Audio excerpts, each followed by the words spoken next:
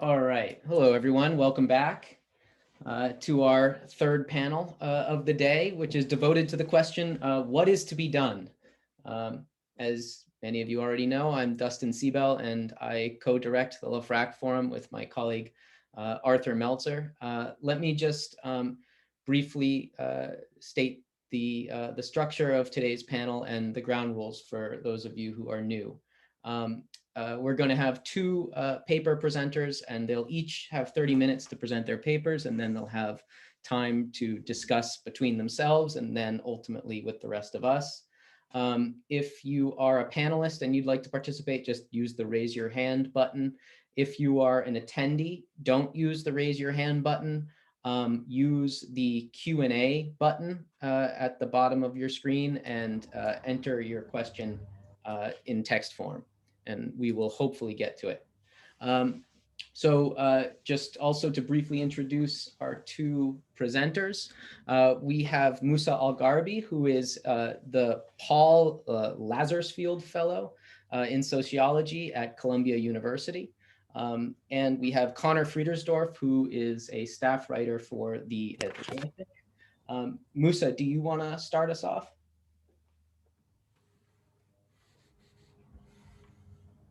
Can you hear me now? Yes. Okay. Good. Sure. So, I was initially invited to participate in this conference back in September of 2019, more than a year and a half ago.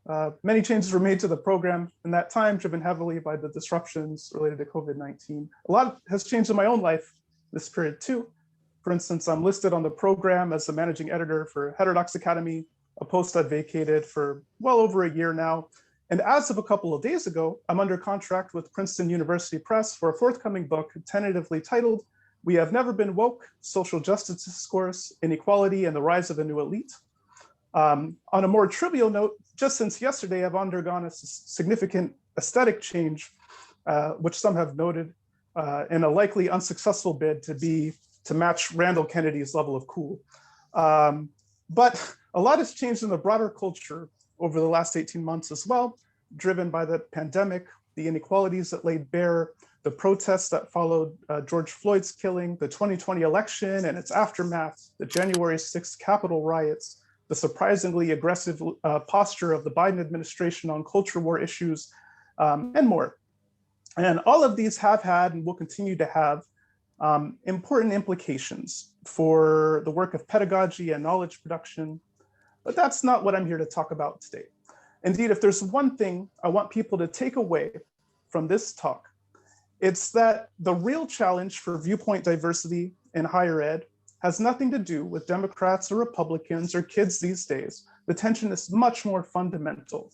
In short, this will be a very different talk than the one I had planned to give in September 2019, but will perhaps be better for it. So let me begin with a quick description of student protests that might sound familiar. Okay. Prominent scholars likened the students to Nazis, called them the new fascisti. Others compared them not only to Hitler, but to Lenin and Stalin and Mao.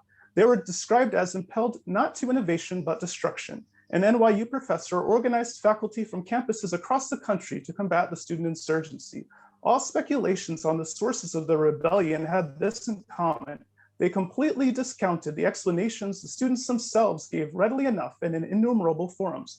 In his testimony before Congress, one professor drew parallels between contemporary American students and Nazi students in Germany, only to admit midway through that, of course, the German students were also racist, while here the radical students intended to help a discriminated minority, but those differences were quickly brushed aside as he continued to develop his. One of the main theories to explain the uprising came to be that the students were acting out primarily because they had been acted upon in the wrong way by their indulgent parents. Now, this might sound like a critical take on current campus culture wars. In fact, this was from a book written in 1989. It's from chapter 2.3 of Barbara Ehrenreich's Fear of Falling. And it was referring to how faculty responded to the boomers when they reached a critical mass on campuses nationwide. Indeed, as I've shown elsewhere, following the major wave of student protests and the big debates about kids these days in the mid to late 60s, There was a similar eruption in the mid to late 90s, another one, which we're currently in the mid to late 2010s. And actually, prior to the 1960s, there was a big eruption of protests on campuses in the 1930s as well. It seems like every 30 years or so, almost on the nose, we see one of these major awakenings or awokenings, if you'd like, on campuses nationwide. This is quite commensurate with the model that Phil Tetlock laid out in his comments earlier today about how these things wax and wane. Now, as to these 30-year cycles, 30 years is an eye blink in the span of human history, but it's a significant block of time in terms of a human lifespan. People can go from entering college to living through most of an academic career as a professor in between these major outbursts. People can be born and go all the way through college and start families in the periods between these major outbursts. And so it almost always comes as a shock when these moments arrive again. The reaction from people within higher ed institutions and outside observers has almost always been to myopically assert that we're living in unprecedented times. Since World War II, student activists have been perennially compared to Lenin, Hitler, Stalin, Mao, et al. We see the same kinds of pro-clutching responses from faculty asserting that contemporary students don't strongly support free speech, viewpoint diversity, etc. But the truth of the matter is, neither do the grown-ups on campus, and they virtually never have. This is the thesis of my talk today. Buckle up, everybody. Okay, as I've demonstrated elsewhere, despite the perceived novelty of the current moment in higher education, in fact, there is little that is actually new. Debates about grievance studies, victimhood culture, social justice, affirmative action, sensitivity training, safe spaces, institutional racism, microaggressions, social constructionism, cultural appropriation, critical race theory, intersectionality, words as violence, white privilege, trigger warnings, you name it. They all go back decades. Literally none of this stuff came onto the scene in the last 5 years. The campaign for viewpoint diversity goes back even further. In the year 1900, sociologist Edward Ross was fired by the president of Stanford University, Jane Stanford, for making political comments that were deemed racist and offensive. This led several of his peers to resign and protest, drawing significant media attention and kicking off perhaps the first major national debate on free speech in campuses in the US. This incident and others like it inspired John Dewey to form the AAUP. In 1915, that organization, along with the nascent AAC&U, developed and successfully advocated for guidelines for tenure protection and faculty governance as we understand them today. Now, tenure protections cover an ever-shrinking share of contemporary faculty due to adjunctification, and faculty governance is under siege by trustees and administrators in campuses nationwide. These are often described as problems for free speech and viewpoint diversity, and they are, unquestionably. But it's also worth noting that giving faculty increased control over questions like hiring, firing, promotions, graduate admissions, and the like, this did nothing to depoliticize these decisions. Instead, one of the first things professors began doing with their newfound clout was to form cliques to purge and censor and lock out people they disagreed with. Inconvenient findings were and are suppressed through peer review of grants and journal articles, or are spiked by institutional review boards. People who publicly fail to conform with the preferred narratives on controversial topics often have a tough time on the job market or when seeking tenure. The growing recognition that professors were themselves a huge part of the problem, and that increasing faculty power and autonomy heightened the ability of said faculty to discriminate against people who are not like them, and to unduly advance narratives that flattered their own worldviews and perceived interests. This drove a subset of scholars to start documenting the ways that insufficient viewpoint diversity undermined research and teaching.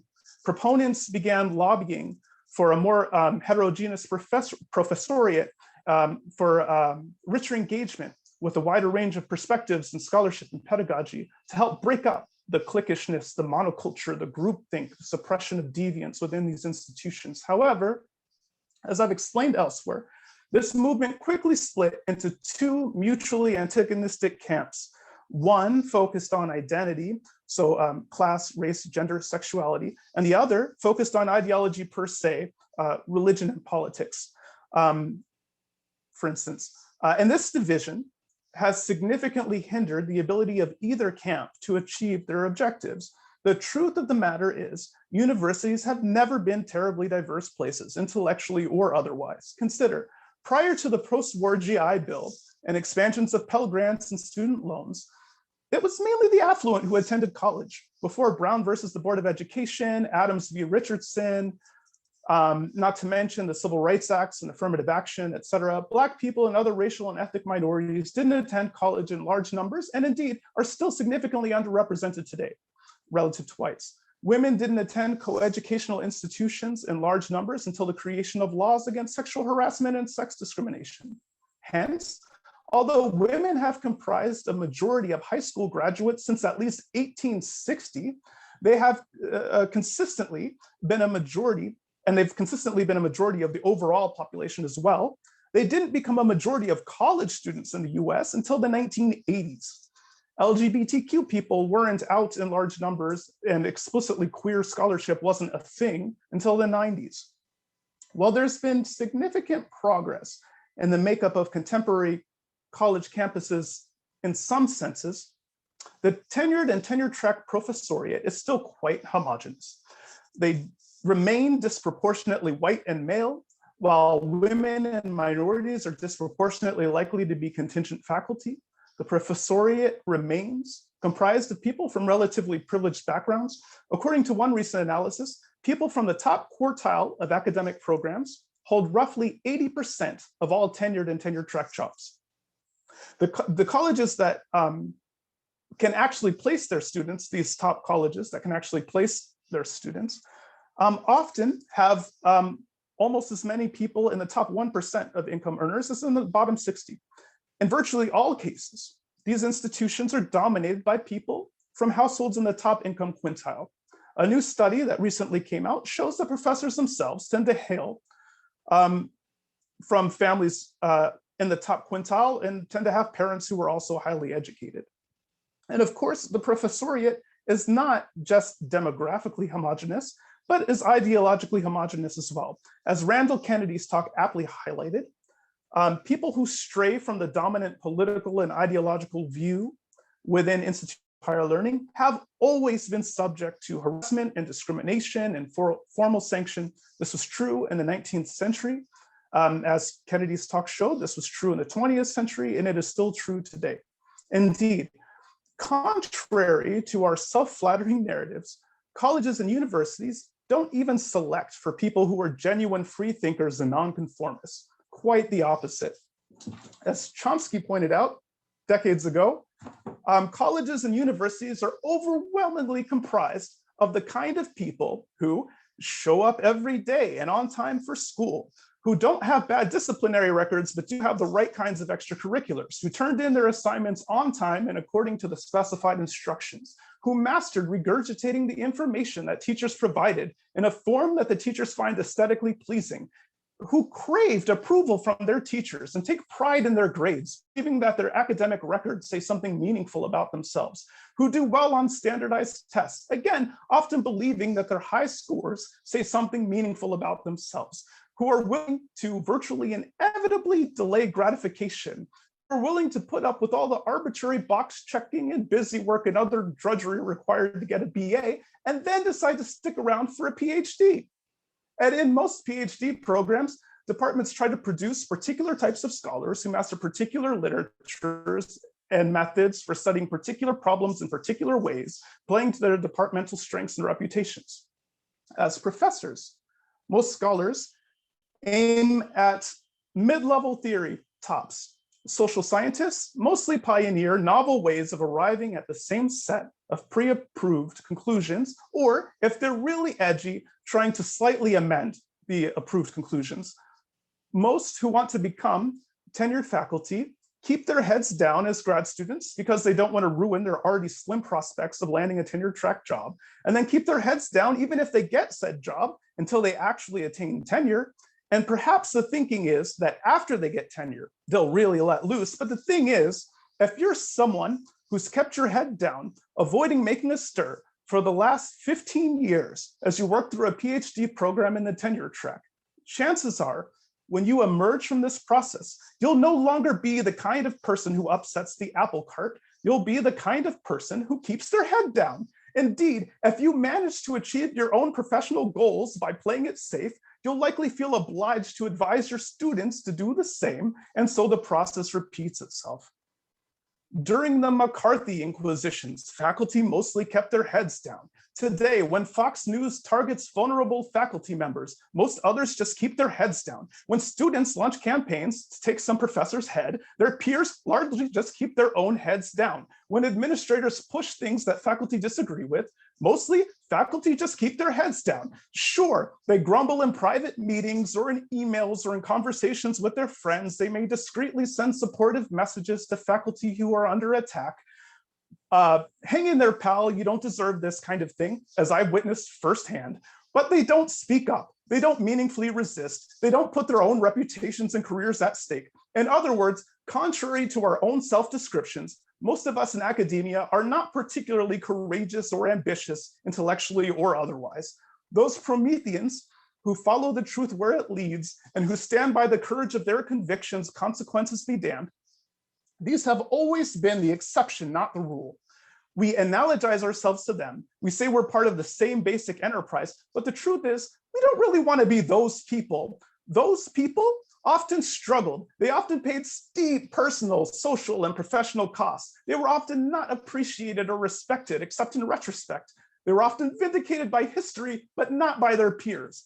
And of course, most genuine nonconformists don't even make it that far. They never become doctor anything, let alone tenured professor of anything at some university. They're washed out long before and lost to academic history. In short, most of us are not those people who defy orthodoxies and stand up for what they believe in. At best, we're colleagues who tolerate and sometimes support those people, often begrudgingly and regularly, not even that.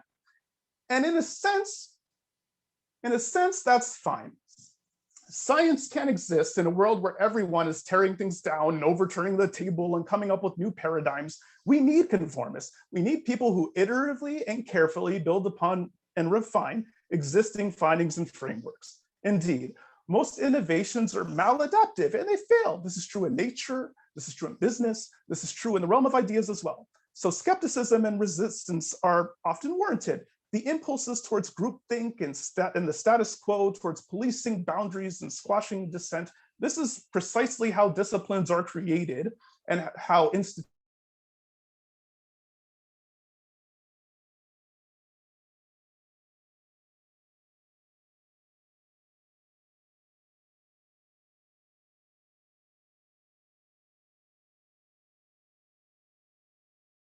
what we believe today is importantly different from what we believed in the past, and it's importantly different from what people will believe in the future. And so, heretics, they help us out in alerting us to the possibility that we might be collectively headed to a dead end. They sharpen our own thinking through their critiques of the positions that we've invested our careers and reputations in. The whole point of academic freedom is basically to enable and encourage those people to challenge and antagonize their peers, thereby helping all of us gain a deeper understanding of the truth. But this is and always has been and always will be uncomfortable work. And again, the people who commit themselves to this task are rarely beloved in their own times or in their own communities. And this is precisely why so few of us are interested in doing that work. As Corey put it earlier today, most of us want to be liked. Indeed, as I've illustrated elsewhere, for students and faculty alike, one of the main things driving self-censorship seems to be a fear of social sanctions. We don't want to be the person where people groan when they walk into the meeting or roll their eyes when they start talking. We want to get invited to parties or to campus events. We want our students to admire us and our peers to like and respect us or even desire us. We don't want to see mean things said about us on the internet or other public forums. We don't want to be dealing with bureaucratic complaints from students who are troubled by something we said somewhere. And we certainly don't want to do or say anything that would put our little sandcastles at risk. Consequently, and contrary to narratives about us living in extraordinary times, the truth is, academic freedom and viewpoint diversity have always been a struggle. They'll always be a struggle, because the kinds of things that we are ostensibly trying to enable run sharply against the grain of human nature. Those students who perennially question the peculiar ideals of Western higher ed institutions, they're far from crazy or radical. They're perfectly normal. It is normal to assume that people who disagree with us are factually and morally in the wrong, and to attribute their views to some kind of pathology or deficit. This is a straightforward corollary of thinking that our own views are factually and morally correct and are properly derived. It is normal to cluster with people like ourselves and to conform with the beliefs and behaviors of those in our tribe, and especially those in our tribe who have prestige. It is normal to rally around our allies and against our rivals. It is normal to punish and purge and attempt to censor heretics and blasphemers and infidels, and to respond aggressively to perceived threats. Academics like to think of ourselves as different from normal people, and we are, but not in the ways we seem to believe and hope. In fact, as I've demonstrated elsewhere, researching the cognitive and behavioral sciences suggests pretty strongly that the kinds of people who become academics, i.e. people with high IQs, high GPAs, who are highly educated, et cetera, tend to be more ideologically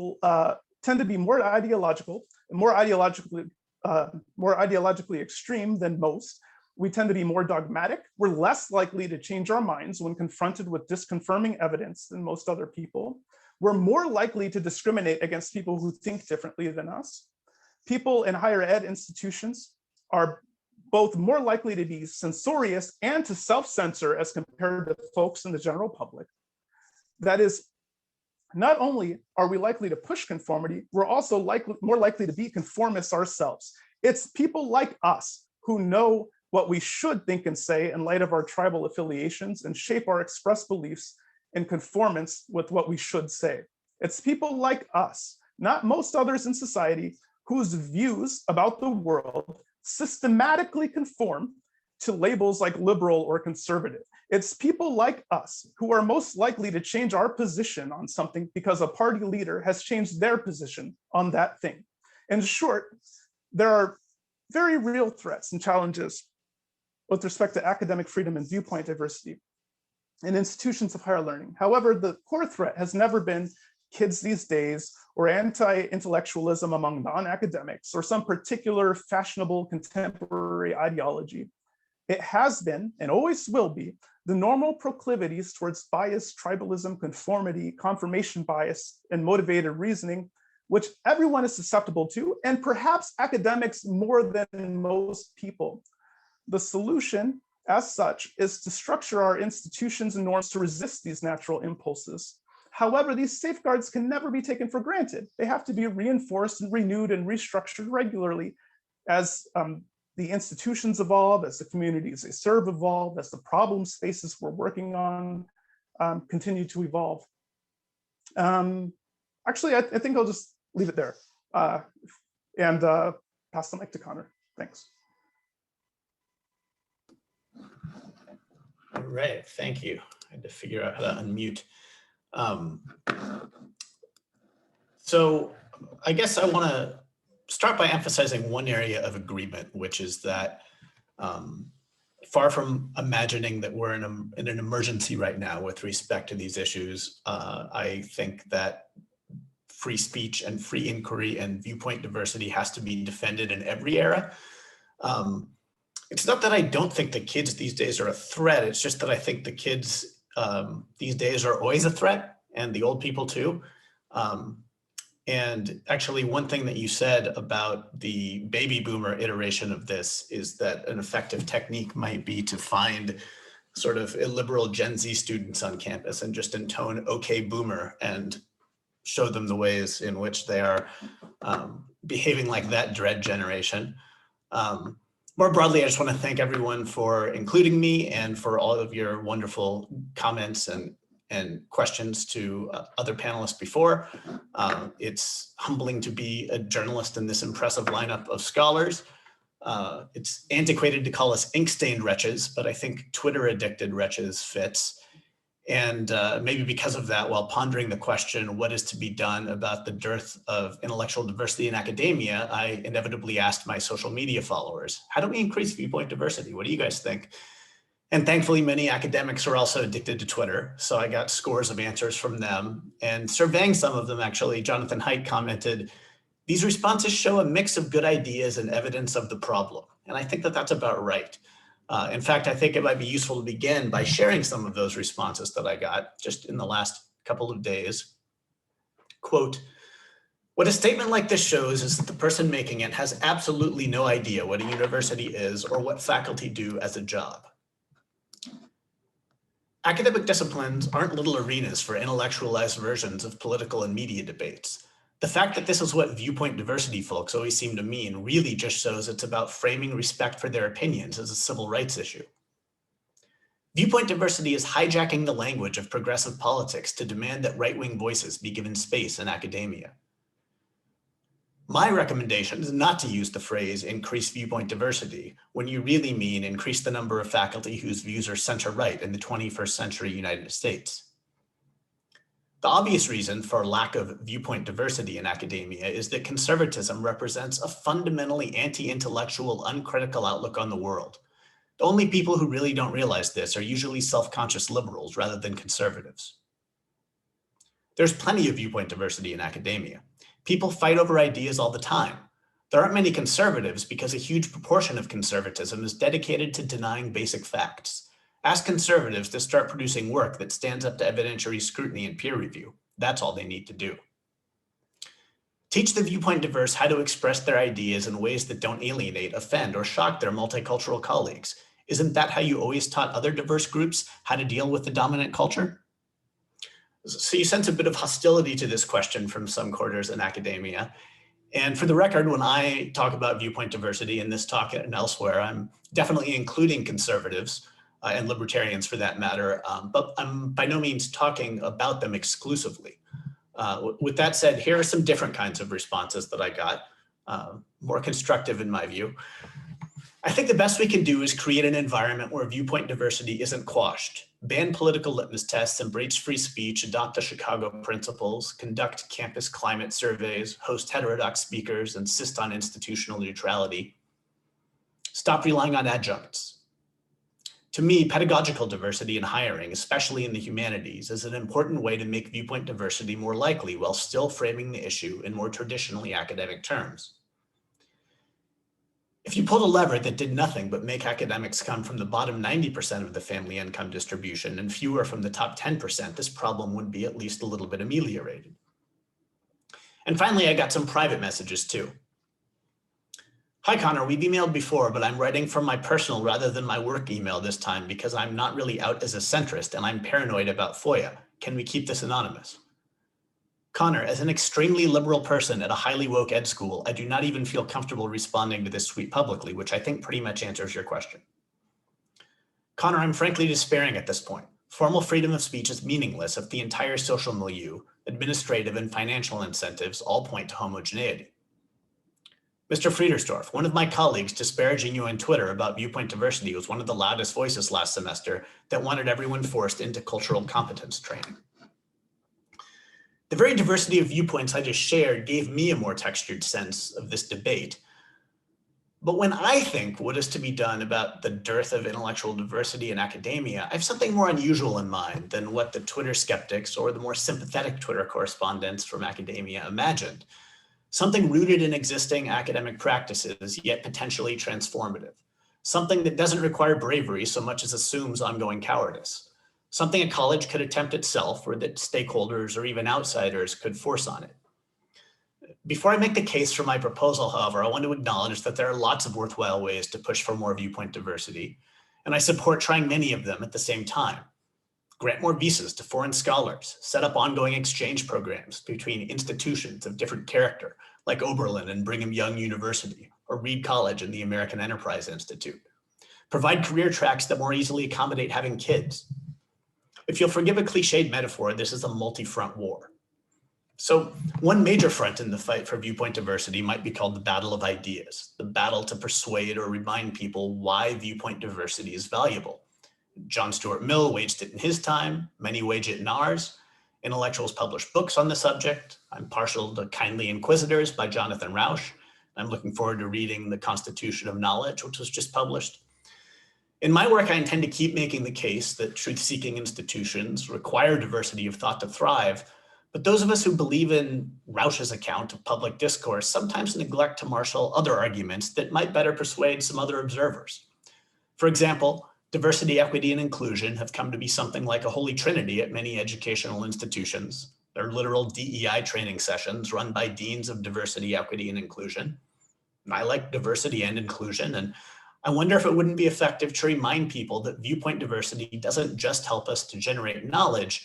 The expression of diverse viewpoints is inseparable from the mission of inclusion. If diverse viewpoints aren't expressed, you've likely failed to include enough people with divergent viewpoints, especially if they abound in the population. Are you discriminating against conservatives or socialists or Christians or gender critical feminists? Are there pipeline problems that distort the pool of people trying to join your academic community? Of course, those questions could fill a whole conference, and they've been touched on already. And so could this question: should merit be the only lodestar? Or is viewpoint diversity so important that it justifies some kind of affirmative action to achieve it? Now, I personally think that non-discrimination is sufficient. I'm not a proponent of affirmative action for conservative scholars. But I want to focus in my comments on another front. Set aside who is admitted into an academic community. Once it has formed, its students, faculty, staff, and administrators mostly fixed, at least for a given semester, how do you maximize the diversity of ideas expressed by the community that you've got, not the one that you'd have in an ideal world? On that front too, lots of important work is ongoing. The Foundation for Individual Rights in Education fights to make sure that everyone's legal rights to express ideas are protected.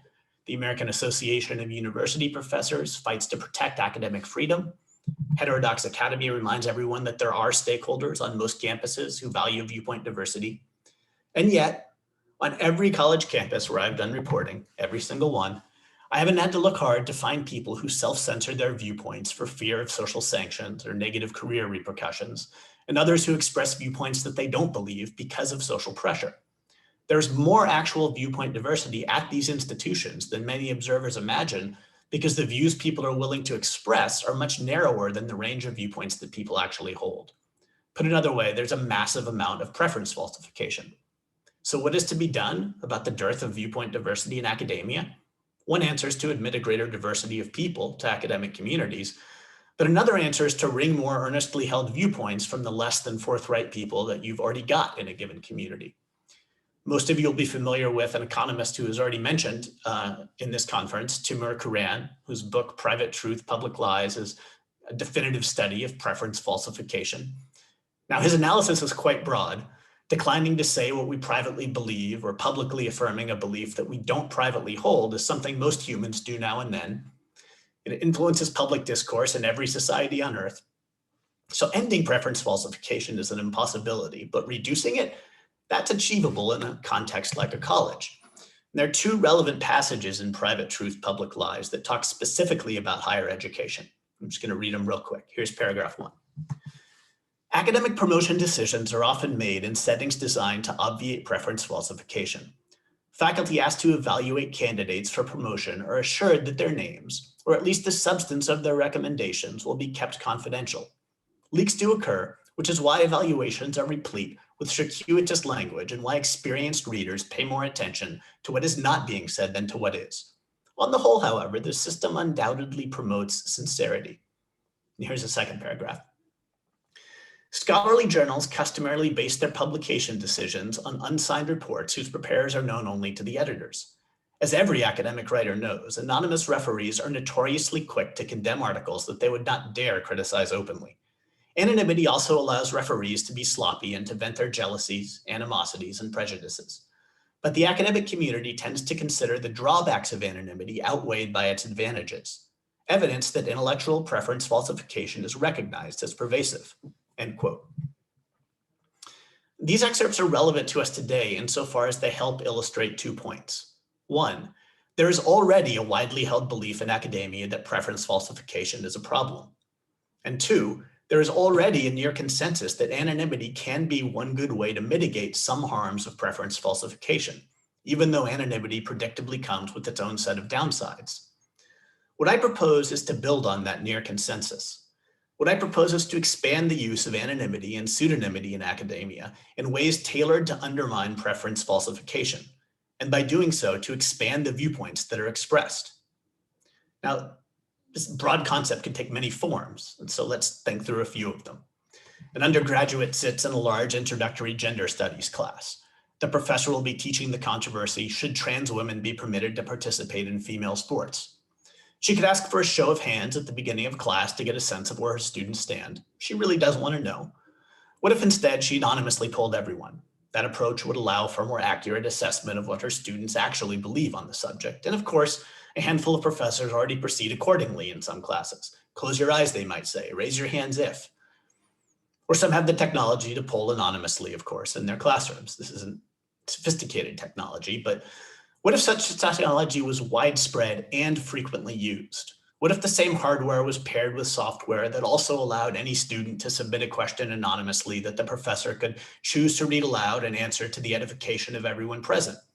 Maybe some trolls would abuse the system with questions designed to make their professors blush, but maybe professors would mostly be confronted with questions that better reflected the actual curiosities and perspectives and errors of students on fraught matters.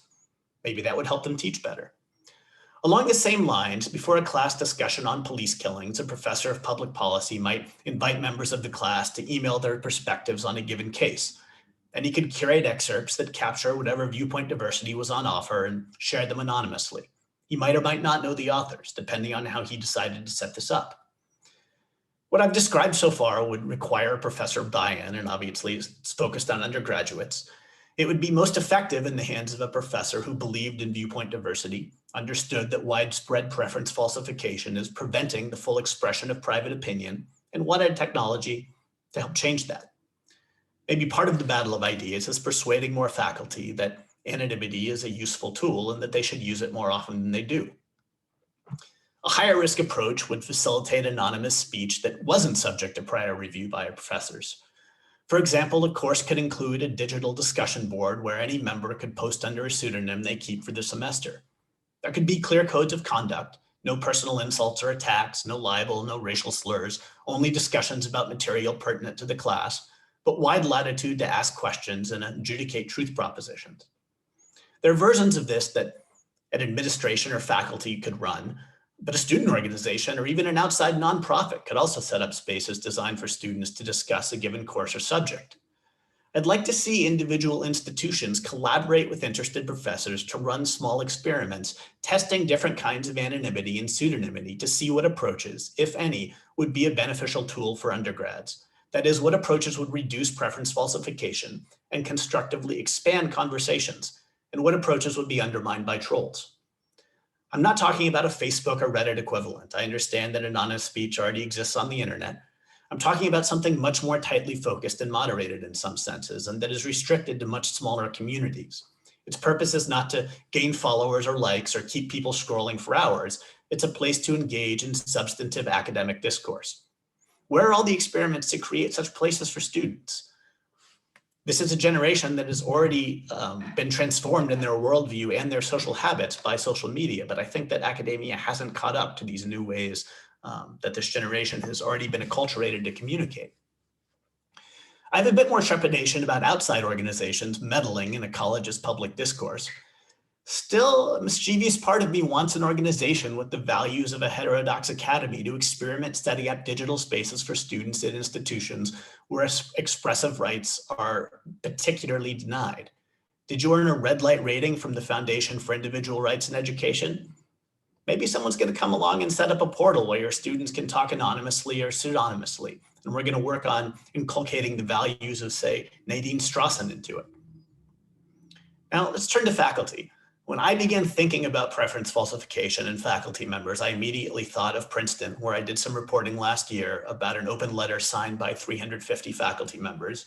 It's already been mentioned in a couple of different presentations here, because it included a long list of demands, many quite radical, but the one that stood out to me and others was a letter demanding that Princeton, quote, constitute a committee composed entirely of faculty that would oversee the investigation and discipline of racist behaviors, incidents, research, and publication on the part of faculty.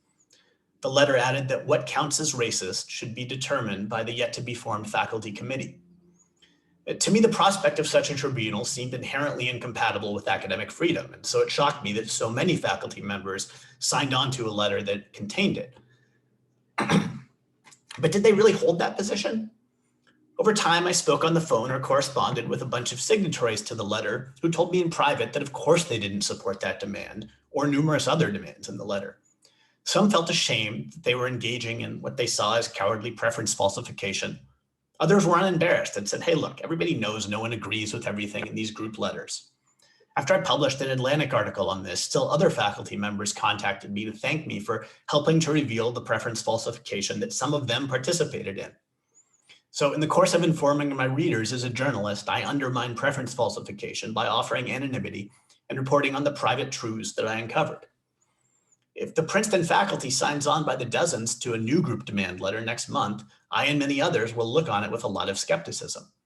And we'd feel a lot less skeptical if there were an open letter that credibly documented, say, a given number of tenured Princeton faculty endorsed a given proposition without revealing their real names.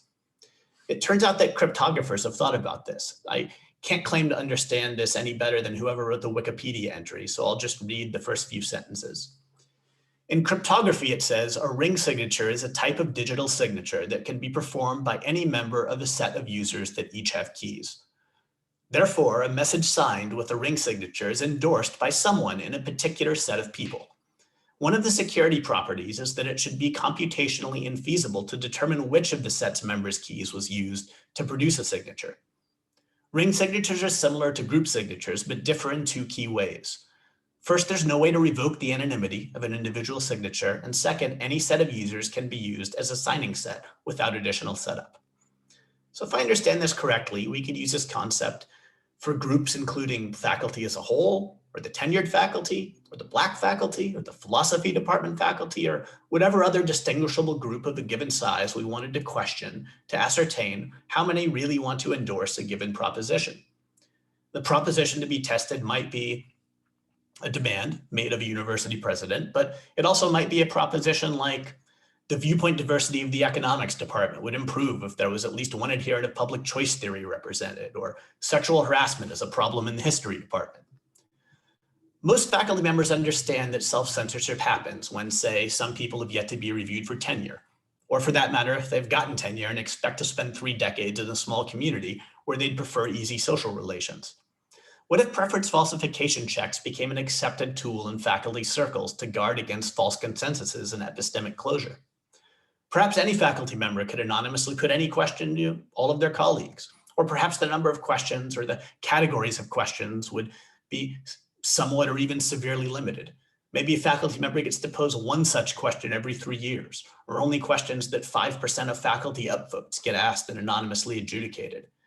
Again, I expect a fair amount of experimentation would be needed to arrive at the optimal approach. Anonymity might also be used more creatively at academic conferences in a given discipline, or at certain academic journals, and it could shape some of the studies that get funded in a given discipline. For example, imagine that a bunch of academics in a given field each anonymously self-register a hypothesis for prospective study they want to complete. All are put into a prediction market where anonymous speculators can indicate the hypotheses that they find most likely to bear out and replicate. Those studies would get funded, a new parallel method for allocating some research dollars. There would probably be people who learn to game that system like any. Tweaks might be needed, but an approach like that would marshal anonymity to add viewpoint diversity in what studies get funded. Now, I bet that if I gave all of you in the audience an hour and maybe a good bottle of whiskey, you'd all come up with innovative uses of anonymity and pseudonymity that I wouldn't come up with in years. Sorry. But I hope I've conveyed the general spirit of my proposal.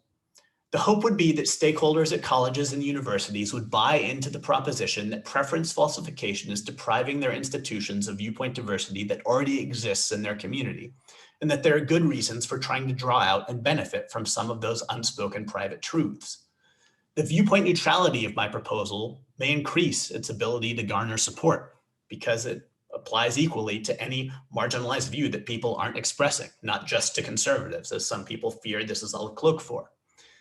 If this way of thinking took hold, raising suspicion that there is preference falsification on a given matter might be no more uncommon or verboten than a tennis player asking for a video review of the chair umpire's call. It would imply no malice, just a broad recognition that this is one way we are misled, and now we possess these new technological tools that allow us to take a closer look and get more things right. And if a culture of strategically employed anonymity and pseudonymity took hold among students or faculty or both, I wonder if it wouldn't solve some of the pipeline problems that we've talked about. Might a conservative student be more willing to take a class in gender studies or with a famously Marxist professor if instead of anticipating a whole quiet semester of self-censoring to avoid a bad grade, he or she anticipated the ability to engage in material and express themselves about it, if only anonymously, while still keeping quiet in traditional classroom discussions? Or maybe dipping a toe in the water online anonymously might help summon the courage to take the plunge and speak in class, revealing an insight that benefited classmates or uttering an error and learning from the pushback. The guarantee of an outlet for anonymous or pseudonymous scholarly engagement might change the calculus of aspiring grad students in academics, making folks outside of a discipline's prevailing ideology in any direction marginally more likely to enter a field or more likely to pursue critiques that depart from what's popular in the field. It could ameliorate other problems too. Right now, some academics have a low opinion of conservatives in part because they don't realize that some colleagues they know and like and find intelligent are in fact closeted conservatives. Pseudonymity might reduce cross-ideological prejudices by exposing people to dissents to a given orthodoxy from people they have observed to be smart and constructive in other debates, dissents that those smart, constructive people wouldn't be brave enough to express under their own names. Now, I'm normally against administrative bloat in academia, but my charge today is figuring out how to increase viewpoint diversity, not to trim budgets. So I suppose I should conclude by going wild and urging that all the experiments I've suggested and the long-term initiatives that flow from them be implemented by a dean of viewpoint diversity, equanimity, and inclusion, with the help of 3 assistant deans who'd run the Center for Exposing Preference Falsification, the Institute for Advanced Steel Manning, and the Distinguished Chair in Devil's Advocacy. Wouldn't it be fun if there were an official devil's advocate charged with challenging everything on campus? Imagine the cover it would give regular faculty and students. And in my experience, there are few things college administrators love more than hiring additional college administrators, so these positions could really help to make this whole thing work. Of course, I won't be implementing any of this. I haven't the expertise or the management skills or the dedication or perseverance it would take. As a journalist, it's my role to put forth the idea half-formed and then ask people smarter than me to improve it, and then quote them on their best insights and move along to other topics as other people actually follow through. In that spirit, my email is connor@theatlantic.com, and I'd urge all of you to tell me, with more clarity, specificity, and creativity that I possess, how the tools of anonymity and pseudonymity could be better exploited in academia. And if you're afraid to share under your own name, I will happily quote you anonymously. All right, thank you very much. Let's give Musa and Conor the opportunity to talk to one another, and then we'll go to questions from the panelists.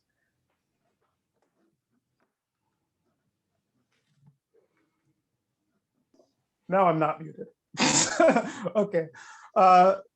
So great talk, Conor. One of the tensions, I see a few tensions with going the anonymity route. So one of the ways in which it wouldn't achieve some of the objectives it's supposed to achieve, for instance, you said if people could see that others whom they respect and aren't crazy or racist hold these other views, then maybe they would be more open to them. But of course, if the views being aired are anonymous, so they can't actually see whether it's someone they respect, they just know someone in the room who could be that guy over there who I don't talk to, who says weird things, or that person over there who I don't like, right? So there's actually nothing in virtue of doing things anonymously that would help anyone establish that anyone they like or respect holds different views from them about these issues. In fact, if you do an anonymous poll and you get a number of people in the room who say something that seems morally repugnant, probably the modal response from a lot of students would be to impute those views to people who they don't like or don't respect, or to impute negative attributes to the kind of person who would answer that way on an online poll.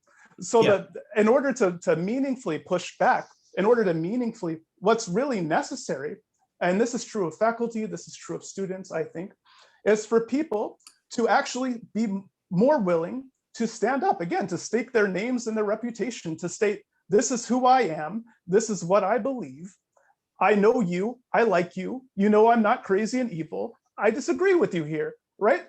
So finding ways to do that, and I'm happy to talk about some ways to do to sort of go down that route. I have some thoughts about that. Let me jump in real quick and just say, I think that you're right about, I think your concern holds anytime you introduce anonymity, you run the risk that people will take the worst views and perhaps attribute it wrongly to someone. I do think that pseudonymity in a given course, for example, over the course of a semester, could have people associate, a thoughtful voice that is commenting every week under their pseudonym, and then one week says a thing that they wouldn't say under their own names, but they will say under the pseudonym. And that's where you get into the ability to associate something with a thoughtful pseudonym, right? With this view. So I think it works. There are lots of ways to use anonymity and pseudonymity, and they both have different costs and trade-offs. And so I do want to emphasize the point that they're very distinct, and that pseudonymity can do things that anonymity can't, and I think should be experimented with in some of these contexts.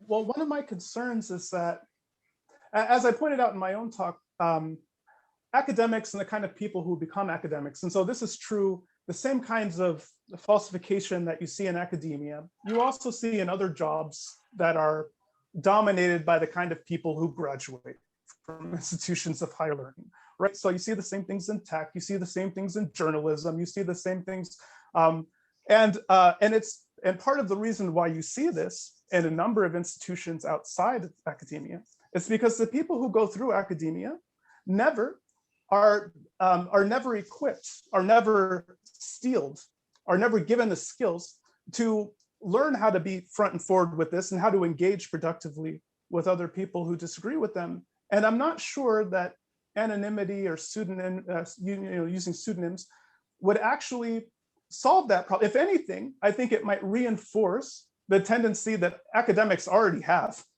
which is to disagree with something, sure, and talk about it in a faculty meeting with their friends. Oh, those administrators, they're really whatever, but to not say, hey, administrator, actually, this is a bad idea, and here's why. And have their peers go, yes, also, I agree, that's a bad idea.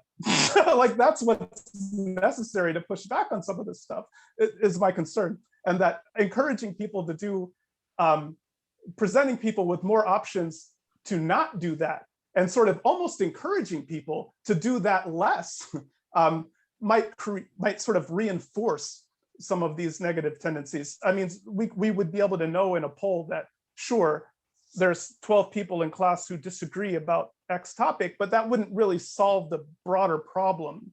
It wouldn't necessarily, yeah,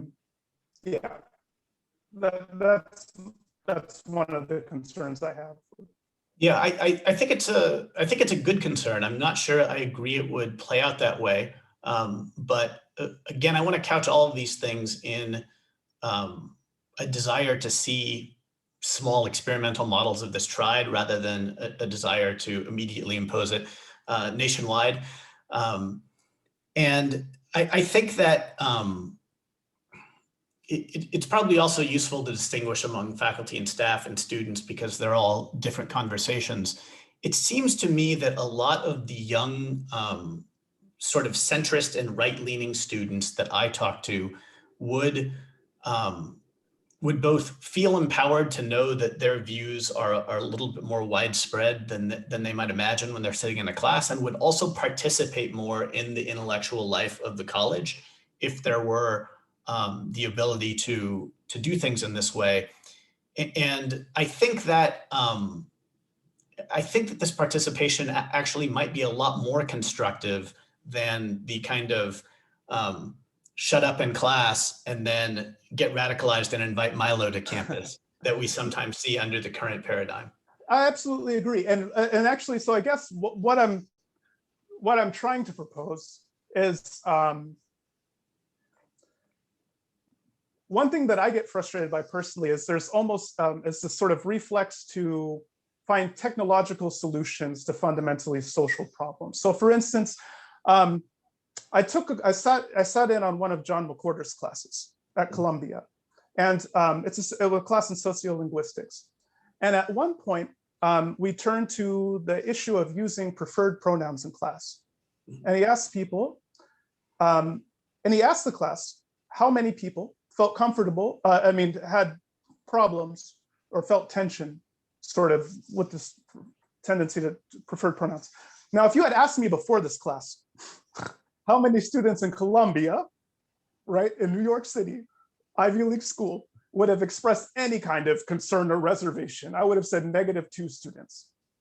But the way that John McWhorter set up this issue, he started by showing that this was a complex issue, that he himself went on this whole journey of feeling tension about it, and he recognizes it's kind of weird, but now he prefers to do, so he set up this whole thing showing that there's reasonable perspectives on all sides and that he himself is right. And so that created a space where actually lots of students were willing to express that they found this strange, and we could dive into that in a productive way.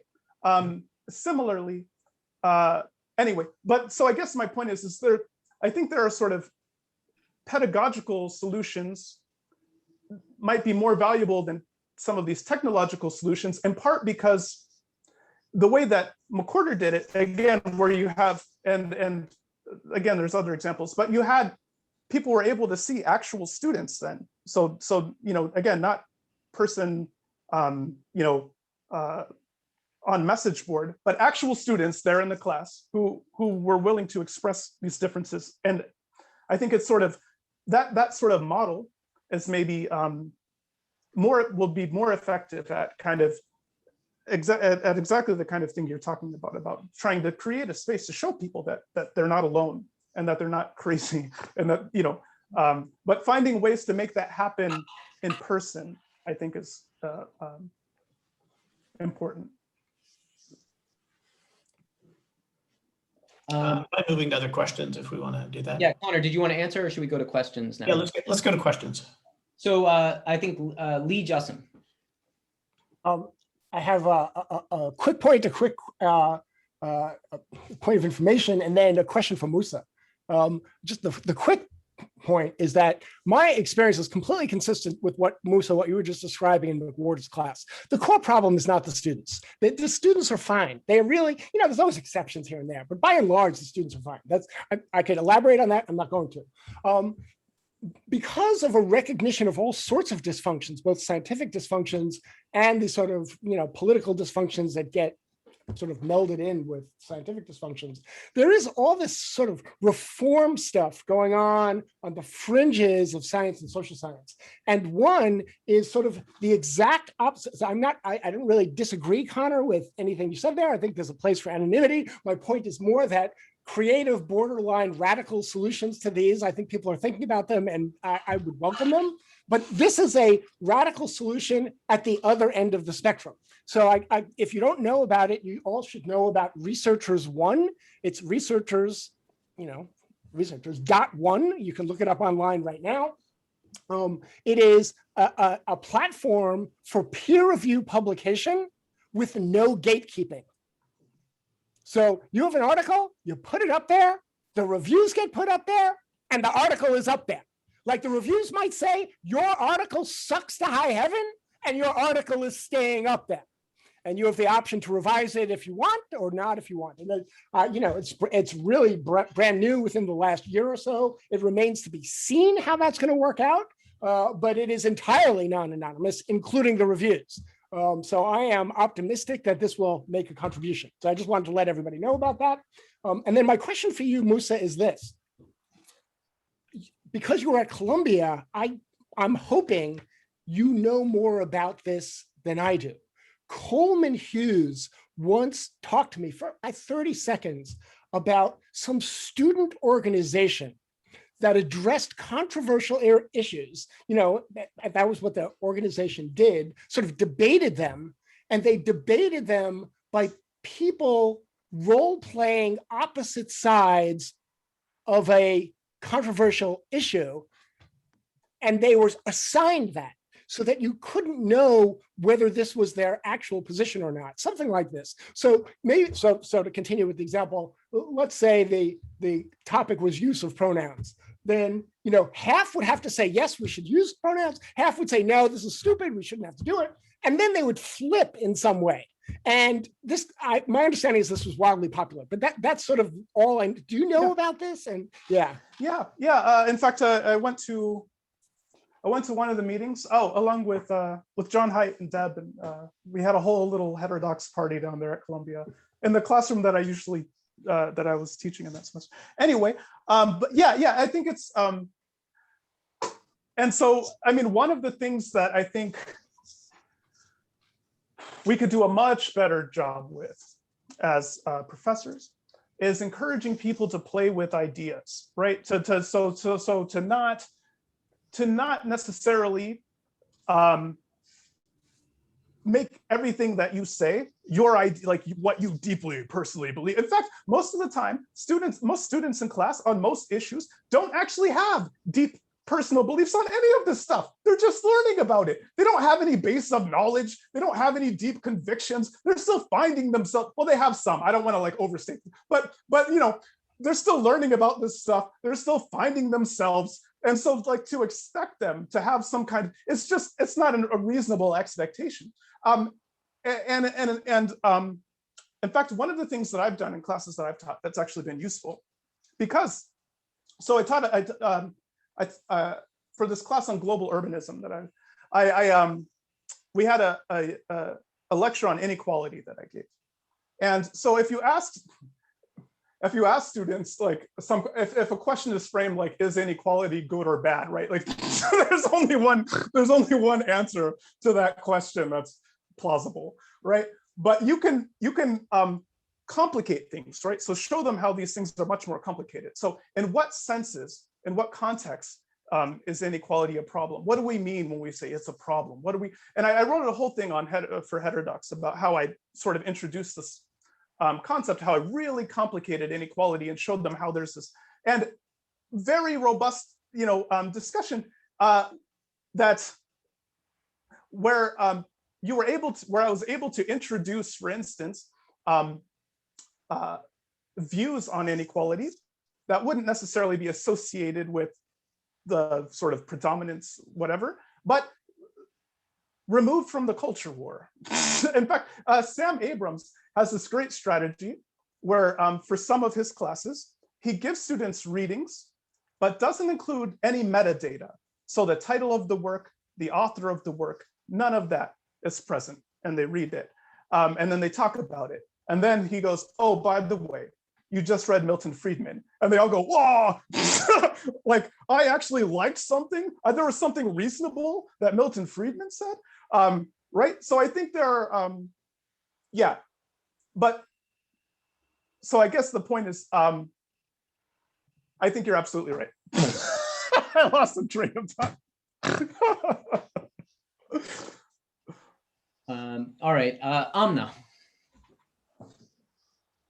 Thank you. I really appreciated both these papers, primarily because they're just so provocative and presenting, really challenging ideas. Let me first go with Conor. I understand that the data says that anonymity in peer review results in more honest reviews. Is that how we see it? I wonder if, in fact, anonymity is not the problem that produces conformity at the peer review level. And this is, now I'm speaking anecdotally, just because it results in more negative reviews or more kind of harsh reviews doesn't necessarily mean that's better for viewpoint diversity. Isn't you game on your phone? That's wonderful. Can you just? Can I play it? Yes, you may. Go ahead and play whatever. Okay, but you need to wait. Viewpoint diversity. I don't think the anonymity in the peer review process is actually good for viewpoint diversity. I would contend, at least it's a hypothesis, that it produces more conformity, because I know of so many people who get reviews that say, oh, he didn't cite me, or he didn't cite so-and-so, and he didn't agree with so-and-so. And I am a little irked by that. And I wonder, to my mind, I wonder if that's what we should question. For me, I'm not entirely sure it's producing the best material for viewpoint diversity. And this goes back to what Lee Jisson was saying about research one, is these are not anonymous, right? Did I get that right? So that's the first thing. The second thing is, you may be very right, and I think it'd be interesting to do these experiments in small ways, that conservative students, for instance, may feel more emboldened to speak up if they could see that there are other people who feel the same way. That may be well and good, but that's really letting us off the hook. And I don't want that. I think part of what we teach is, as professors, is to have the courage of our convictions. It's a hard thing to teach, and you don't teach it by preaching it, you teach it by modeling it. And I think this is where most of us are going wrong. Those of us who choose to, and Musa, I completely agree. I think people are more consensus oriented. They keep their heads down. They don't talk. They don't rock the boat, even after tenure. And so that may help a little bit with students getting a sense of what student viewpoint diversity is, but I'm not sure that the end result is really a good one, because I do think it is important to have robust public discourse. You need to be able to own what you say. It's a good value to teach. Yeah, I don't entirely disagree with that. I would say that I don't know that introducing more opportunities for anonymity or pseudonymity necessarily decreases the amount that people are willing to say under their own names. I think it at least plausibly could increase the amount that people are willing to say under their own names if the conversation's built on one another in the right way. And I'm also cognizant of the different communication environments that students are coming in with and the world that they're going to go out into, which is to say, you know, I went to Pomona College and I go back and speak there occasionally. And, you know, the campus is kind of this timeless time warp where all the buildings look the same. And at some point I realized that one way that students had a radically different experience that I did was that when they were in a classroom setting, it wasn't actually that they were worried about what their professor would think or what their classmates would think. They were worried about someone posting something to Instagram, like what the whole campus would think, how it would play on social media, right? And for better or worse, being able to engage in digital spaces in addition to face-to-face spaces are important skills to build, because many of the civic conversations that these young people are going to have going forward, probably many more of them are going to be in digital spaces that are going to be face-to-face. Some of those digital spaces permitting anonymity, some not. So I'd just say I absolutely agree with the idea that face-to-face communication as well as under your own name communication are very important.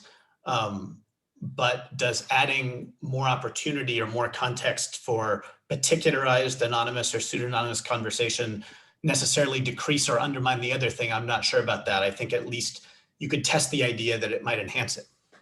I think it's worth testing for in a very small, controlled way. Again, and I like that you're not proposing this as a solution for everything, but to go back to what Musa was saying, I think one of the biggest realizations I've had most recently is precisely what you're saying, that we are a bunch of conformists. And I've had this ill-conceived idea of academia being this place where people have a free-flowing exchange of ideas. It just doesn't happen. And, yeah, in a second. And then the thing that, there's a little book by Alan Jacobs. He's someone that comes out of English, and he has a knack for writing really good, short, pithy books called How to Think. And reading that recently really made me, you know, he just talks about academia is the most consensus building place where people do not, and he really pulls it apart, that people in academia don't think in the way that he is defining thinking. They conform and they reproduce. And that is the majority, and it speaks to what Musa is saying in terms of ideas and how they're playing out. And my final point, and then I'll shut up, is, you know, many of us agree that you really don't change people's minds by giving them counter arguments, right? That's not how you can have an argument. You may be teaching someone a skill or something. it's very hard to change their minds. Hearts and minds change through exposure to art and to literature.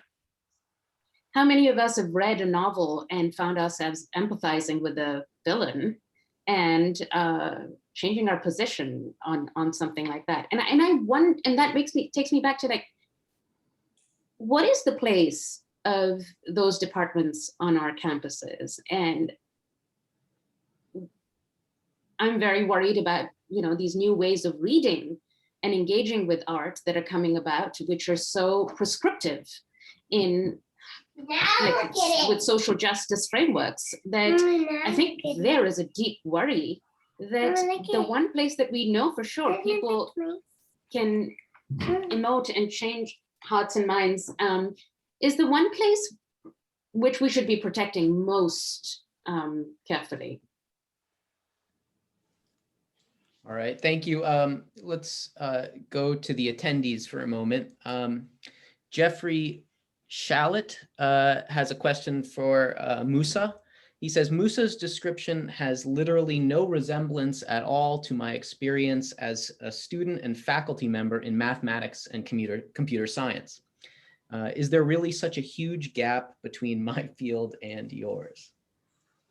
Well, I mean, so there are probably differences between people who work on social issues and people who don't, and what those fields are like. But I don't know. I guess I'm curious in what way, like, are people in computer science, radicals who are overthrowing the paradigms constantly? Are they people who don't care about their grades? Are they people who don't care what the professors think? I mean, I think the general model,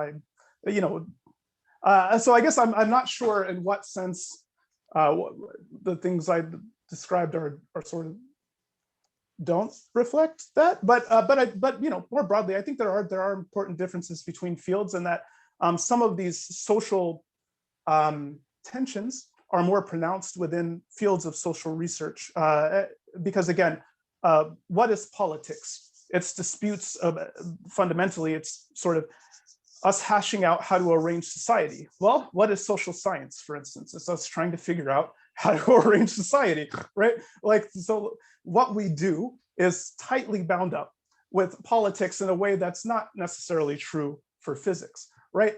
So there are probably important differences, but I think that the point I made about how academic institutions basically select for people who are conformists basically would seem true irrespective of field. In fact, I'll add, there's some great books. There's a lot of great research that suggests that people in STEM fields are actually in some ways more extreme and more dogmatic and more like, there's this book called Engineers for Jihad that shows that people who gravitate towards groups like Al-Qaeda are more likely to hail from STEM fields, and why. And there's a whole bunch of other sort of research in this field. So I'm not actually sure that the drive to extremism and dogmatism and conformity is actually much better outside of social science fields. But I think the tensions themselves are maybe less pronounced. Nancy Costello. Hi, I wanted to address something that Conor was referring to about students and the trying to bring in pseudonymity or anonymous types of techniques into teaching. I think it's really interesting, and I think it's worth exploring, but I think that there's some real pitfalls, and it has to do with something you actually identified, that this generation of students is very different in terms of how they communicate. One of the most truthful things you said was academia has not caught up to the ways this new generation communicates. And it's absolutely true. And I was going to talk more about this tomorrow because my focus is working with high school students. And working online, for instance. So the good part of anonymity would be this. I had an experience where I would put up a Facebook page and I would pose questions every week after a lecture. And a student who never spoke in class would post answers to these questions online. And she would just do it under, I think, maybe initials. It was sort of anonymous. And eventually, I did know who it was though. And eventually she started speaking in class because she found sort of the courage to speak up. And that was sort of a wonderful experiment that worked well. But when you look at social media and how much time students spend on social media, and in fact, it's a very familiar world to them to be anonymous or to do it by pseudonyms, right? This isn't exactly always a good thing, because it's one of the reasons we have such hostile speech online, because people don't, well, I'll talk more about this tomorrow. They don't see the effect they have on other people when they're speaking online, because you don't have the face-to-face social interaction, okay? So my fear is if you take and you adopt this just across the board without really thinking it through, what you're going to be producing is just really much more one-sided, perhaps hostile speech, blunt speech, and not as much thoughtful speech as what we would hope for. Yeah. Not to say we shouldn't experiment with it, but I think that we really have to get a hold of where our student body is and how they communicate and how they would work within whatever the technique is that you're setting up. Yeah, I think it's important to underscore that anonymity has so many pitfalls, as does pseudonymity. And I think you would never want to introduce it in a way that was just, we set up a subreddit and everyone is going to talk there, right? I think that one of the unfortunate things about the experience that most people have now with anonymity and pseudonymity, I graduated from college in 2002, and I remember the kind of early message boards, which were, very rough and tumble places, to be sure, but at least they weren't algorithmically selecting for outrage and rewarding that more than anything, right? Like young people today are dealing with social media companies where, all of the incentives, all of the neurological incentives and the algorithmic incentives are for dopamine hits of likes and outrage. And so I wonder what would happen if you carefully designed a kind of speech that was in a small group setting and that didn't have any indication of how many people liked the thing that you said, and that didn't build followers over time, and that didn't select for the most outrage-inducing things. I wonder what that kind of speech would look like if it were just designed with totally different ends in mind. And I don't know the answer, but I would really like to see. Jonathan Marks.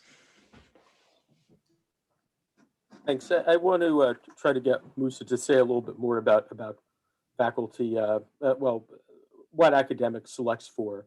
I love that part of the talk because I like getting hit. It seems to me the examples you gave would sound right to me in a lot of ways. Is that it tends to select for people who are capable of jumping through hoops, as you say, arriving on time, pleasing their professors, so people in authority, their teachers, and so on. But I didn't hear a lot of examples of an inclination to please one's peers. And this is strictly anecdotal, but when I look around me, I see faculty members actually quite willing to berate college presidents, to berate deans, to berate department chairs, to berate senior faculty members. But they're quite concerned about, it seems to me, offending their peers. And I wonder how you think that academics selects for people who don't want to offend their peers, because I'm not sure how that works. Yeah, I mean, well, I did mention later that for both students and faculty alike, it does seem like these concerns about peers and what peers will think about them, it does seem to be a major driver, like the biggest driver from most surveys that I've seen and whatever for self-censorship. But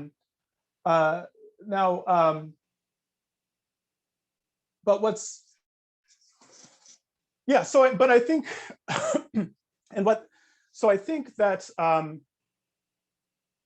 I think that that's true. And I think that probably part of the issue is that they don't,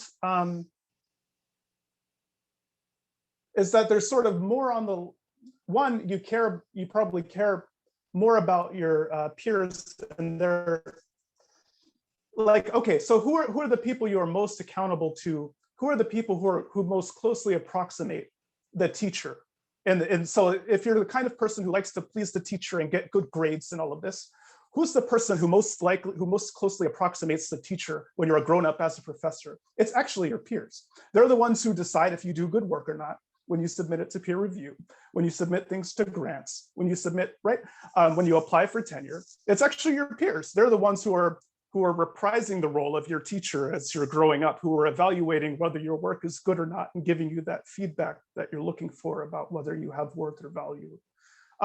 So I think that impulse actually wouldn't get directed towards presidents or deans. It would actually be more likely to play out when you're a professor with respect to your peers, who are the ones who are evaluating your work and saying whether or not your work is worthwhile or good or whatever, and making all of these important decisions about advancement and things like that. That's my instinctive guess. Dick Zinman.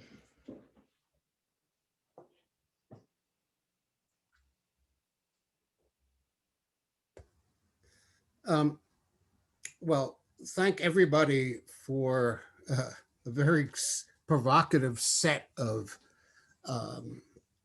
statements. I want to step back for a second and I want to make a modest proposal about— Nick, your video is not on. Can you turn your video on? How do I do that? It's very close by to where you would mute or unmute yourself. There we go. I just to start by pointing out that Corey, in describing our situation, used the word terror as if we were living under a regime of terror, or at least there were many faculty members who lived as if they were living under a regime of terror. And then Conor today seems to suggest that one solution to that problem is something like Amazon. We go underground. Just stepping back, that sounds like a remarkable description of what universities have become or are. And it ought to give us all pause if it's true.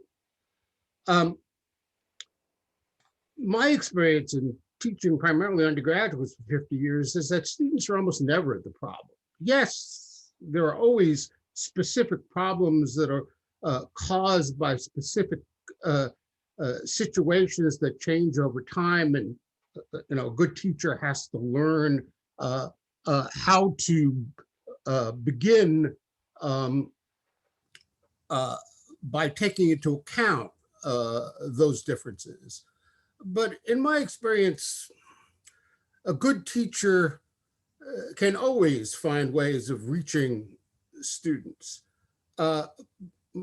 My sense is that if, insofar as we have a problem, or the problem is one of viewpoint diversity or whatever you want to call it, I would say the problem is one of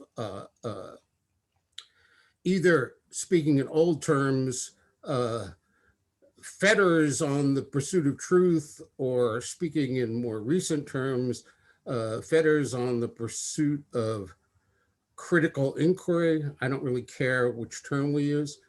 The problem is much more with professors than it is with students. And it's much more with professors than it is with administrators. I mean, after all, where do administrators get their views from? Well, they get their views from a certain segment of the faculty. Very few administrators, in my experience, think much for themselves.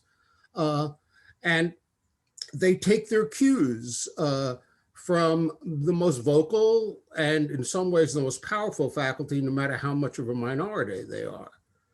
And if we go back to Lee's data, now I assume that Lee's data is correct. If Lee's data is correct, then here's my modest proposal.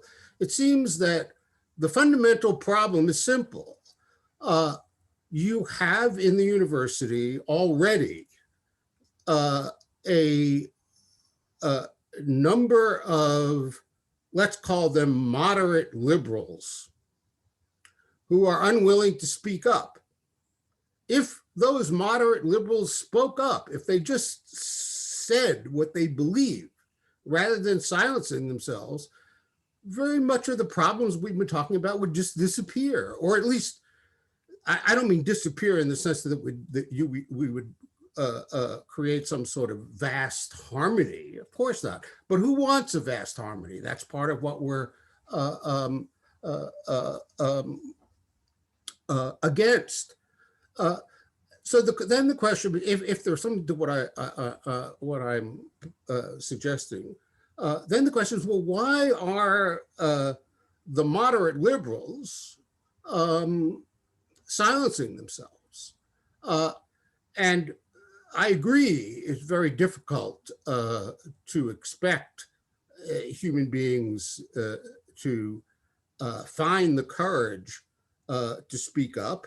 I also agree that I would go further than Musa. I would say most human beings most of the time are conformists, independently of what institutions they are part of. And if you put those things together, I agree that we have there's a big stumbling block. But why is it that moderate liberals are not willing to speak up?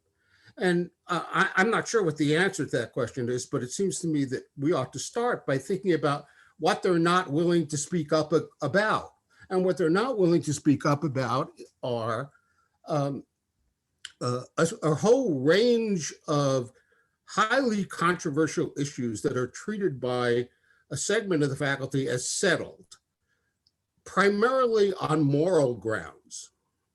In other words, they're not willing to speak up on issues that would lead to the charge that they are racist, sexist, whatever. Those are the real issues about which people are not willing to speak up. I personally think that I understand the unwillingness to speak up on those issues, and I understand the forces preventing people from speaking up, but I don't see any, quote, solution to that problem other than those moderate liberals finding the courage to speak up. There may be all sorts of techniques that we might be able to come up with that would make it easier. But I think that perhaps the greatest barrier is a certain kind of, I would almost say, moral authoritarianism. And what I mean by that is the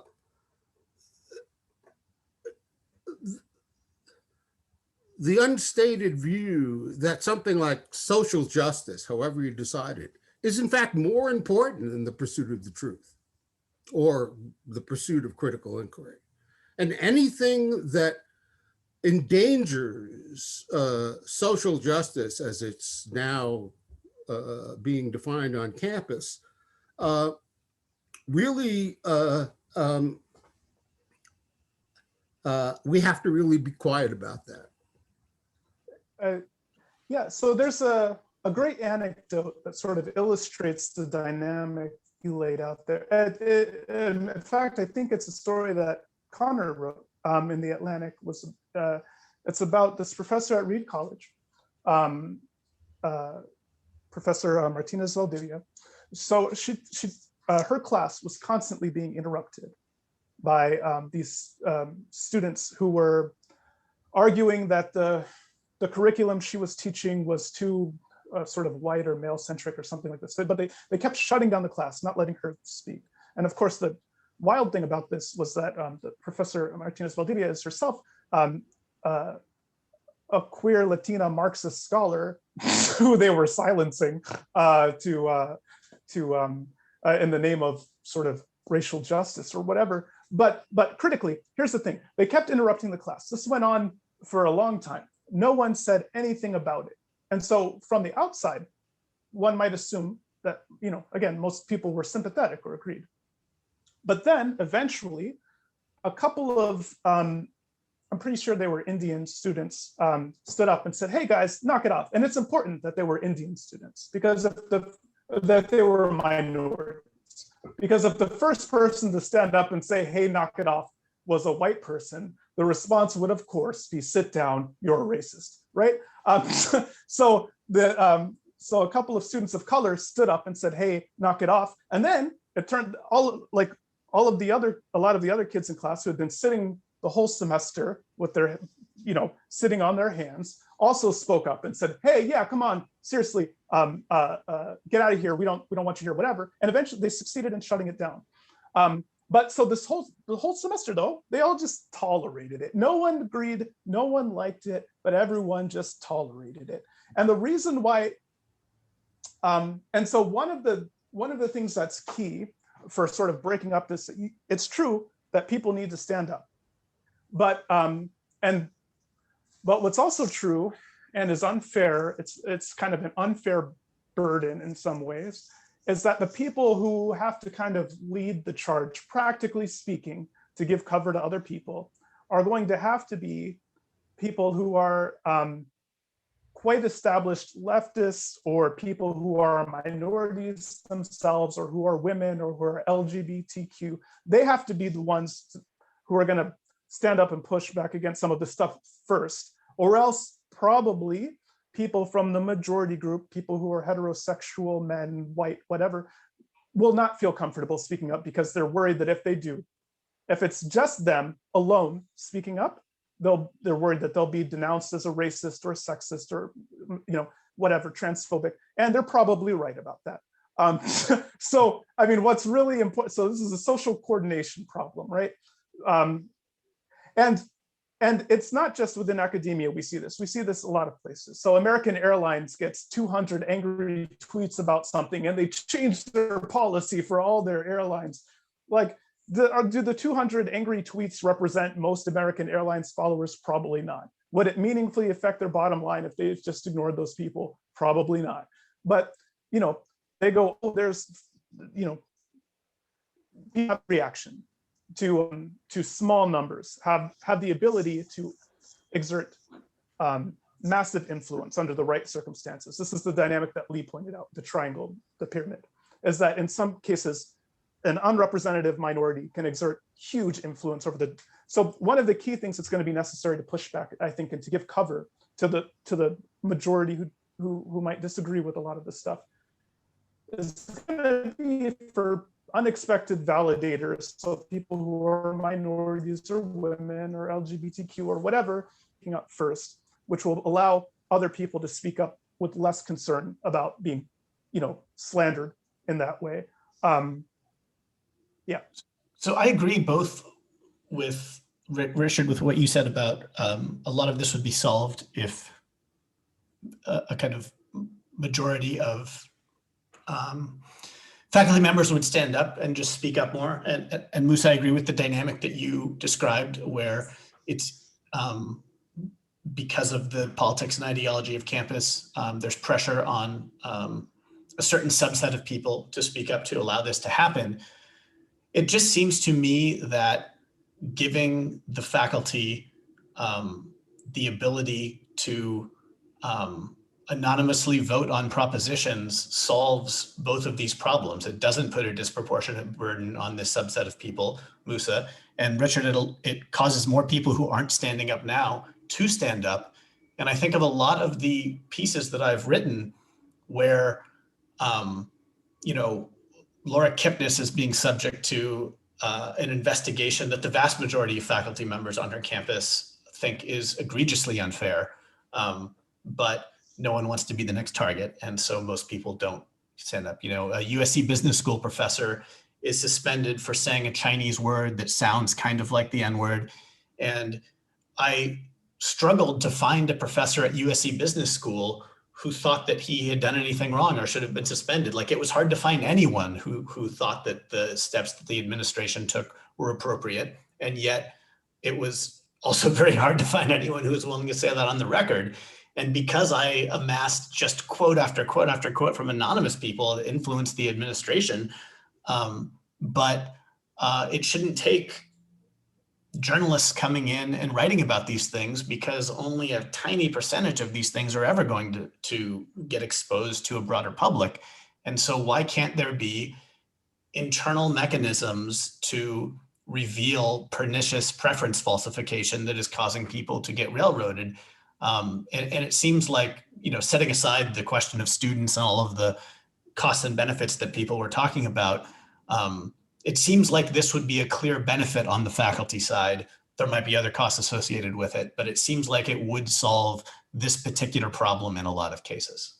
Well, but so a lot of times when these professors get fired, and this is or let go, or their contracts are not renewed, and this is something I have firsthand experience for. I was the target of a Fox News mob, and the university decided not to renew my contract in the aftermath, despite having glowing teaching evaluations and all of that.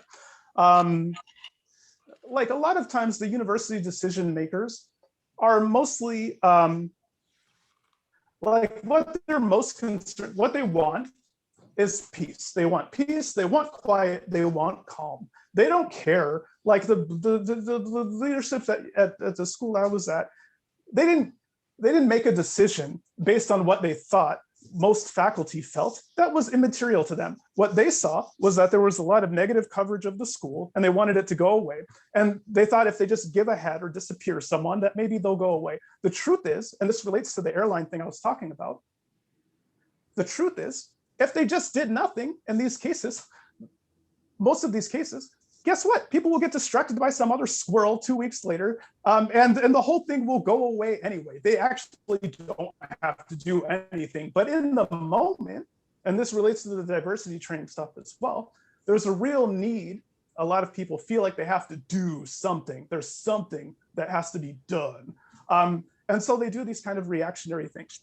And so I'm not sure, I guess what I'm saying is, I'm not sure in the case that there's some kind of smear campaign being waged against some professor that that university leaders are necessarily are making decisions based on what they think the faculty feel. I think most of the time when they're firing or letting someone go, they probably recognize that most of the faculty maybe don't agree with that decision, but they have trustees coming at them, they have lawmakers coming at them, they have all of these other people they're accountable to. They're counting on not having faculty coming at them because so many faculty have so much to lose, especially those without tenure, and they're creating more mechanisms for faculty to be able to express their voice, in this case by lowering the downside costs, especially for those without tenure, could allow faculty to exert more pressure in ways that they could theoretically now, but often don't. I mean, I think that the solution that Whittington and others have put forward, which is having faculty step up in their own name and voice, is actually probably maybe more effective, especially for at a given university and especially in the public sphere. Because again, it's more like, effective, but they're just not doing it. So this is maybe well, no, it's true. I mean, this is my point: is that a lot of people are cowards and conformists. But I don't think that. But I think that finding ways to kind of push people into being more front and forward, I think would have a bigger impact than the anonymous thing. I mean, so I guess what you're suggesting is better the anonymous thing than no thing, which might be true. But also doing the anonymous thing doesn't prevent you from doing the stand-up with your own voice thing. Well, I don't know though. I mean, I feel like if you've already expressed yourself anonymously, and like, it's hard to see why you would then express yourself publicly on the same thing and expose yourself to risk when you've already said your piece anonymously. I think a lot because for the very reason that is suggested in Private Truth, Public Lies, that once you see how many people are with you, it gives people courage, and it makes it harder to target them as outliers. I mean, I think there's certainly at least some situations where an amount of anonymous speech leads to other people speaking up under their own names because their perception of what public opinion is changes as a result of the anonymously expressed speech. So maybe that wouldn't apply to all situations. I'm sure it wouldn't, in fact, but maybe it would apply to some. Can I just remind us of something that Amna said that I don't think we should lose sight of as we search for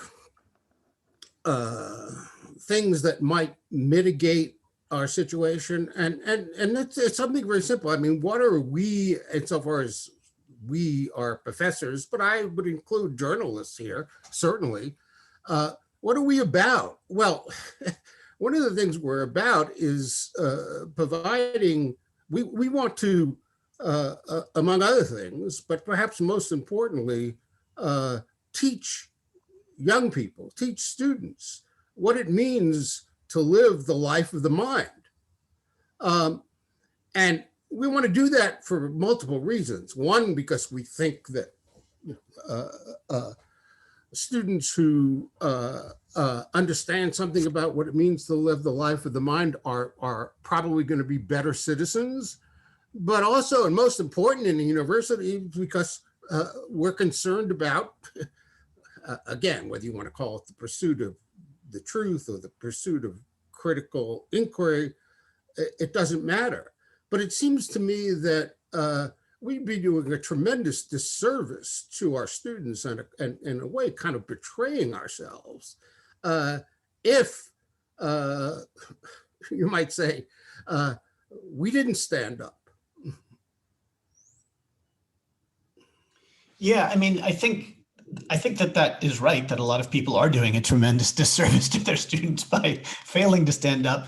But also that, look, as I mentioned before, there are these ways that anonymity is already built into academia with the express purpose of countering preference falsification. And so I don't think that what I'm proposing crosses some principled line or that the mere fact of engaging in pseudonymity or anonymous speech necessarily has to go along with a kind of failure. I think that the kind of exemplary modeling of civic engagement under your own name can coexist with it, and that, you know, if some students grew up to write the Federalist Papers of their days anonymously, and others grow up to be great statesmen under their own name, then there's room for both of those things. All right, I think we have time for one more question. Brad Jackson. Thank you, Dustin, and thank you both for excellent papers, very interesting. I wanted to ask Musa a question about some of the implications of the story that you told us about how higher ed is sort of in general a conservative leaning institution, not politically, but kind of culturally, and how, you know, it's not as though we're all actually Socrates really trying to get to the bottom of things. We're trying to get ourselves promoted and, you know, kind of human nature sorts of activities. However, you know, we look at recent history, and by recent I mean over the last 50 years, some of the story that Professor Kennedy told last night, and just some of the data that FIRE has collected over the last 20 some years. And we see that, you know, some of what we might consider to be the problem on campus has been, you know, getting worse, or is now more problematic since 2015 or so than it was in the decade previous. Not to say that there's a radical change of kind, but maybe a change of degree that was occurring. And we've seen, you know, other times in the past, the McCarthy era or the Red Scare of the 1920s, et cetera, where the academy has been less open to heterodox ideas. And I wonder if you could say a few words about what might be causing those dynamics. If it's sort of a same as it was story overall, there are still these interesting kind of historical variations over time. And I'm wondering if you could say a few words about why. So, for example, the current blip, if we might want to call it that, didn't start with Trump. It started the year before Trump, when most people in the kind of the mainstream public intellectual sphere thought Trump was kind of a gag and was never ever going to be president. People on campus were like a much bigger story that year with Milo Yiannopoulos and the fires at Berkeley and all of those sort of things. And so is it that campuses are a leading indicator of these kind of cultural problems rather than a lagging one, or are these separable problems? Just wondering if you could comment on it. Thank you. Yeah, I mean, so one thing that I mentioned at the outset is that there seems to be these interesting 30-year cycles for these awakenings or whatever you want to call them. So there was one in the 30s, there was one in the mid 60s, there was one in the mid 90s, and now we're in one in the mid 2010s. And so I think that what there is that there's these moments where sort of new cohorts of aspiring elites have, these sort of generational shifts that happen. I mean, yeah. So what's interesting is the big one the one that we're in now, as you said, predates Trump. Arguably, it starts in 2013. Even in the academic year 2014, you see a massive increase in protests. It wasn't covered a lot in the news the way that it was post, as you move forward. But even in 2014, and so I think. I wrote a piece on this called "The Awakening Will Not End the Nightmare," and it's for Interfaith America, and it's and I talk a little bit about when and how these normative changes happen, and when we can decide, like how we can decide when these things happen. We almost never recognize them as they're happening. It's only in retrospect. Even in polling and things like that, it takes a long time for these things to sort of register and for us to recognize that it's shifting. And when you look at the dynamics of who's shifting, most normative changes happen as a result of cohort replacement rather than people changing their mind about things. So I think that the sort of cyclical nature of some of this stuff, especially the fact that it seems to happen almost like clockwork every 30 years, suggests that there's some kind of at least for the internal to campus kind of dynamic you see. Now the external thing, like the McCarthy Inquisition, of course, that was an external, that was less analogous to what we're. So that's a whole sort of different thing. But yeah, I'll just stop there for now, but because I could talk for 20 minutes about this. All right. Well, we are past our time by a little bit, but I wanted to thank everyone for participating. And I hope that we will see everyone at the events tomorrow. So thank you.